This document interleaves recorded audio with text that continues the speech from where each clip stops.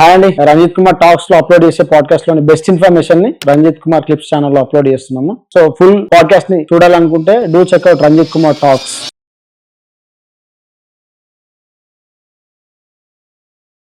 మన సొసైటీలో ఎట్లుందంటే ఆఫీస్ లో కూడా ప్రమోట్ చేస్తారు సార్ స్మోకింగ్ ని. సపరేట్ ఒక స్మోక్ ప్లేస్ పెట్టి స్మోకింగ్ జోన్ అని పెట్టేస్తారు. అంటే ఇంతకుముందు మీరు చెప్పినట్టు సెకండ్ అందరు ఆఫీస్ లో వర్క్ చేసే వాళ్ళందరూ కూడా సెకండ్ హ్యాండ్ స్మోక్ అయిపోతున్నారు ఆటోమేటిక్. అంటే దాన్నే ప్రమోట్ చేస్తున్నారు మెయిన్. సో ఈ స్మోకింగ్ జోన్స్ వల్ల డెఫినెట్‌గా ఎంకరేజ్ అవుతుంటది. పియర్ ప్రెషర్ అంటాడు. అంటే 10 మంది ఎళ్తారు. ఒక్కడెళ్ళడు. వాడనుకుంటాడు నేను చేస్తే వాళ్ళ గ్రూప్‌లో జాయిన్ అవుతాను. దాన్ని పియర్ ప్రెషర్ అంటారు. వీళ్ళందరిని చూసి అమ్మాయిలు స్టార్ట్ చేస్తున్నారు. సో ఎవరి లైఫ్ వాళ్ళది. అమ్మాయి, అబ్బాయి డిఫరెన్సెస్ కాదు కానీ స్మోకింగ్ చేసినప్పుడు అమ్మాయిలలో ఎక్కువ డ్యామేజ్ అవుతాయి లంగ్స్ కంపేర్డ్ టు మగవాళ్ళు. ఓకే.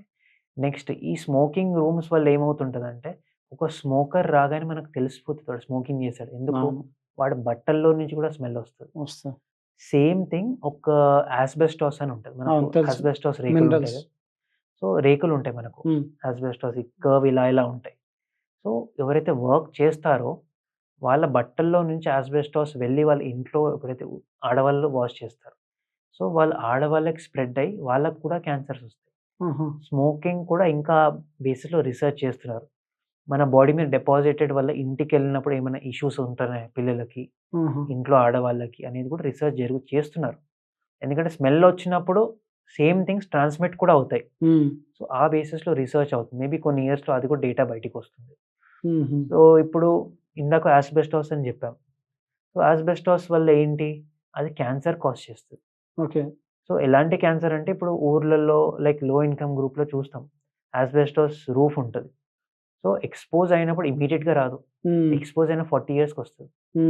రివర్స్‌గా ట్రేస్ చేసినా వాడు స్మోకింగ్ చేయడం వల్ల ఎలాంటి రిస్క్ ఫ్యాక్టర్స్ లేవు. కానీ మొత్తంగా డీప్‌గా డిగ్ చేస్తే ఏంటి? వాడు అలాంటి ఇంట్లో ఉంటున్నారు.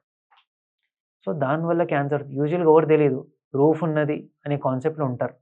బట్ యాస్బెస్టాస్ వల్ల కూడా క్యాన్సర్స్ అవుతున్నాయి. సో, ఈ మధ్య ఏది టచ్ చేసినా క్యాన్సర్ కాజింగ్ ఉంటుంది. బట్ ఏంటంటే ఎంత వరకు దాని జాగ్రత్త ఏంటి? ఎలా చూడాలనేది ఒక ప్రికాషన్ తీసుకోవాలి. సో, అది ఒక preventive measure. Protective measure stage దాటిపోయాం మనం ఇంకా. సో, ప్రివెంటివ్ మెజర్ స్టేజ్‌లోనే ఉన్నాం. అంటే ఇంతకుముందు ఆస్బెస్టాస్ గురించి చెప్పారు కదా సార్. అంటే ఆస్బెస్టాస్ క్వారీలో వర్క్ చేసే మైనర్స్ అంటే మైనింగ్ చేస్తారు. ఆ మైనర్స్‌కి ఇంకెంత రిస్క్ ఉంటది సార్? వాళ్ళకి డెఫినిట్‌గా రిస్క్ ఉంటది. సో, ఆస్బెస్టాసిస్‌లో కూడా కొన్ని టైప్స్ ఉంటాయి. 3 వెరైటీస్ ఉంటాయి.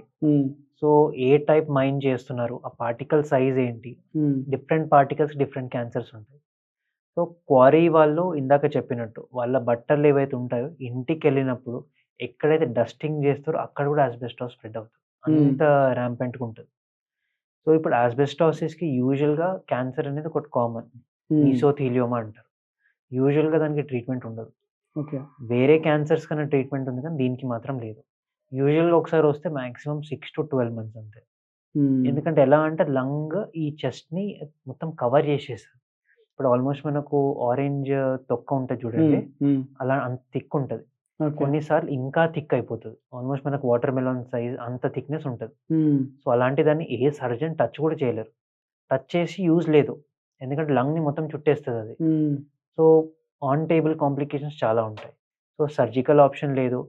అండ్ లంగ్స్ బయట ఉండడం వల్ల డ్రగ్స్ కూడా పనిచేయదు పెద్దగా.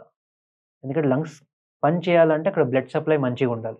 సో, డ్రగ్ ఇచ్చినప్పుడు బ్లడ్ సప్లై అంత ప్రాపర్ లేనప్పుడు వేస్ట్ అది ఇచ్చి కూడా. సో, ఆ మీసోథీలియోమాకి అంతగా సర్వైవల్ ఛాన్సెస్ ఉండదు. Okay sir. అంటే ఇప్పుడు అంటే జనరల్‌గా మా ఫ్రెండ్స్‌లో ఉన్నారు కొందరు. అంటే నాకు సిగరెట్ తాగితేనే స్టూల్ పాస్ చేస్తా. అంటే మోషన్ పాస్ చేస్తా. కంపల్సరీ నాకు సిగరెట్ తాగాల్సిందే అంటారు సార్. అంటే వాళ్ళలో ఎలా ఉంటది సార్? అసలు ఎందుకు అసలు వాళ్ళు సిగరెట్ తాగితేనే వాళ్ళకు అట్లా స్టూల్ పాస్ అయితదని చెప్పి ఫీల్ వస్తది సార్? సో, సిగరెట్ వల్ల ఎగ్జాక్ట్ మన బాడీలో అపోజిట్ అవుతది. సిగరెట్ వల్ల కాన్‌స్టిపేషన్ అవుతది. అంటే వాళ్ళు డే మొత్తం ఫస్ట్ సిగరెట్ గ్రేడింగ్ అనేది ఒకటుంటది. ఓకే. సింపుల్‌గా చెప్పాలంటే ఐ ఓపెనింగ్ అనేది ఉంటది. అంటే లేవగానే ఎంత టైం లోపల ఫస్ట్ సిగరెట్ తాగుతున్నాడు. ఓకే. సో, అది ఫస్ట్ 15 మినిట్స్‌లో ఉందనుకోండి, ఆ పర్సన్ సివియర్ అడిక్షన్ అంటారు. అంటే లేచిన ఒక 15 మినిట్స్‌లో మంచిగా తాగుతున్నాడంటే ఎంత అడిక్షన్ ఉండొచ్చు అనుకో. సో, సిగరెట్ తాగడం వల్ల మోషన్ అనేది గట్టిగా అవుతది. ఈ ఏవైతే ఉంటాయో మన ఇంటెస్టైన్స్ ఆ మోషన్ బయటికి పంపియలేవు. హ్మ్. వాళ్ళకి మోషన్ ఎందుకు పాస్ అవుతది సిగరెట్ తాగగానే సైకలాజికల్. సైకలాజికల్‌గా ఎలా అంటే మన బ్రెయిన్‌ని ట్రిక్ జేయొచ్చు. ఇప్పుడు మీరు అనుకున్నారనుకోండి, నాకు ఆకలేయట్లేదు అని. హ్మ్. ఒక 5 మినిట్స్ తర్వాత ఆకలి తనంతట తను చనిపోతది. అవును. సిగరెట్ కూడా అంతే. వాళ్ళనుకుంటారు, ఓకే. నేను స్మోకింగ్ చేస్తేనే మోషన్ పాస్ అవుతది కాబట్టి మోషన్ పాస్ అవుతది. జస్ట్ అదొక సైకలాజికల్ థింగ్. హ్మ్. అంతేగాని సిగరెట్ తీసుకున్నందుకు కొంతమందికి టీ ఉంటది. హ్మ్. టీ తాగుతూనే మోషన్ అని. కొంతమంది హాట్ వాటర్ తాగుతూనే మోషన్ అని. దేనికి సంబంధం లేదు. బాడీ న్యాచురల్‌గా డిజైన్ అయింది. లోపల మోషన్ ఉంది అంటే పాస్ చేయడానికే. సో, వీళ్ళు ఇవన్నీ అలవాట్లు చేసుకొని ఈ సైకలాజికల్ ఎఫెక్ట్స్ తెస్తారు కానీ రిలేషనే లేదసలకి. హ్మ్. అంటే ఇంతకుముందు ఆస్తమా అని జెప్పారు గదా సార్. హ్మ్. అసలు ఆస్తమా అంటే ఏంటి? ఆస్తమా అంటే సింపుల్‌గా చెప్పాలంటే స్ట్రా వాటర్‌లో పెట్టి వాటర్ తాగినప్పుడు ఒక సౌండ్ ఒస్తది. అదే స్ట్రాని కొంచెం స్క్వీజ్ చేశారనుకోండి సౌండ్ చేంజ్ అయితది. సో, అలాంటిది ఒక 100 మల్టిపుల్ ఒక మిలియన్ స్ట్రాస్ ఇమాజిన్ చేద్దాం. హ్మ్. ప్రతి దానికి ఒక్కొక్క చోట ఇట్లా ప్రెస్ చేసున్నది. సో, అదే ఆస్తమా.